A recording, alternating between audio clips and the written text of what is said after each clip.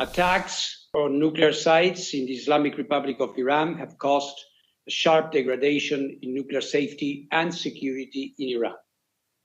Though they have not so far led to a radiological release affecting the public, there is a danger this could occur.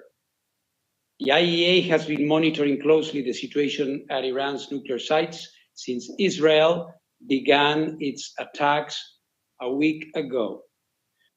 The agency is and will remain present in Iran, and inspections there will resume as required by Iran's safeguards obligations under its NPT Safeguards Agreement as soon as safety and security conditions allow.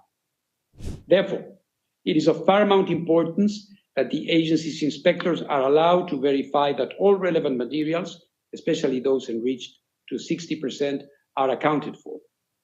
Beyond the potential radiological risks, attacks on such materials would make this effort, of course, more difficult.